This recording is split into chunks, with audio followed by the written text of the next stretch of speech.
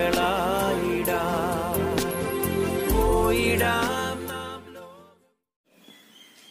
second book of Maccabees, chapter 10. Now Maccabees and his followers, the Lord leading them on, recovered the temple and the city. They tore down the altars that had been built in the public square by the foreigners, and also destroyed the sacred precincts. They purified the sanctuary and made another altar of sacrifice. Then, striking fire out of flints, they offered sacrifices after a lapse of 2 years.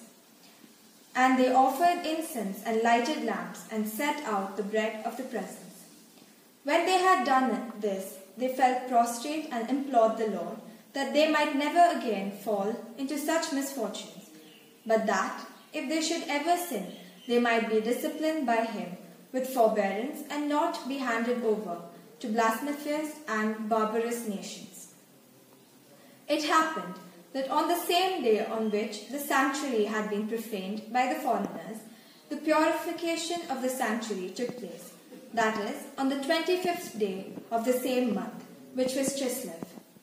They celebrated it for 8 days, with rejoicing in the manner of the festival of the booths, remembering how not long ago, during the festival of the booths, they had been wandering in the mountains and caves like wild animals.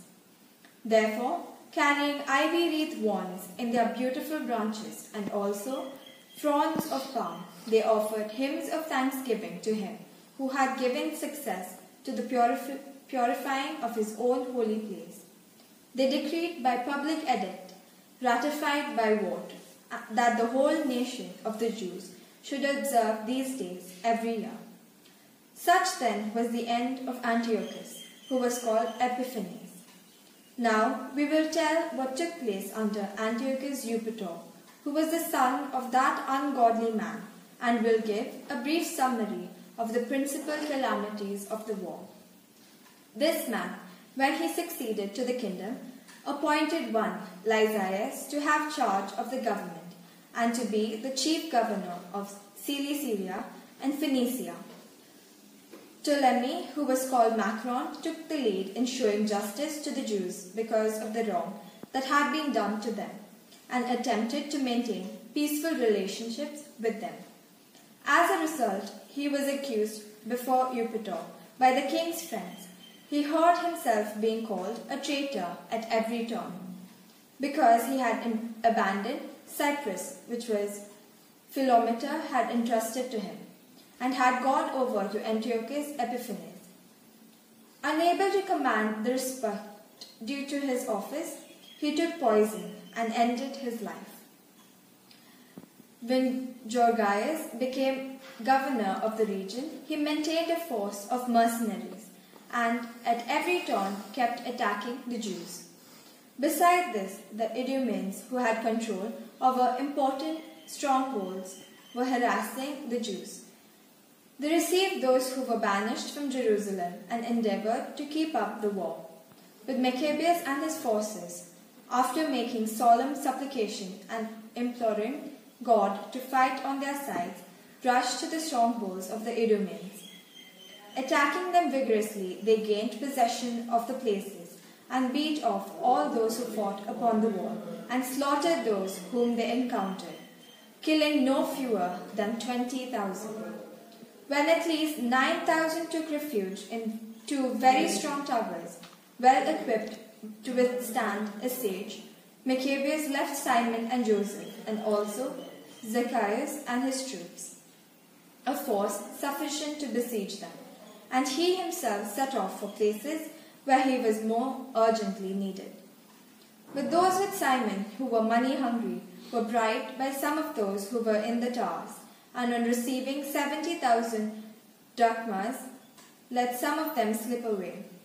When word of what had happened came to Maccabeus, he gathered the leaders of the people and accused these people of having sold their kindred for money by setting their enemies free to fight against them. Then he killed these men who had turned traitor and immediately captured the 2 towers. Having success at arms in everything he undertook, he destroyed more than 20,000 in the true strongholds. Now Timothy, who had defeated by the Jews before, gathered a tremendous force of mercenaries and collected the cavalry from Asia in no small number. He came on intending to take Judea by storm. As he drew near, Maccabees and his men sprinkled dust on their heads and girded their loins with sackcloth in supplication to God. Falling upon the steps before the altar, they implored him to be gracious to them and to be an enemy to their enemies and an adversary to their adversaries, as the Lord declares. And rising from their prayer, they took up their arms and advanced a considerable distance from the city. And when they came near the enemy, they halted. Just as dawn was breaking, the two armies joined in battle, and one, having a pledge of success and victory, not only their valor, but also their reliance on the Lord, while the other made rage their leader in the fight. When the battle became fierce, there appeared to be an enemy from heaven, 5 resplendent men on horses, with golden bridles, and they were leading the Jews. 2 of them took Maccabees between them, and shielding him with their own armor and weapons, they kept him from being wounded.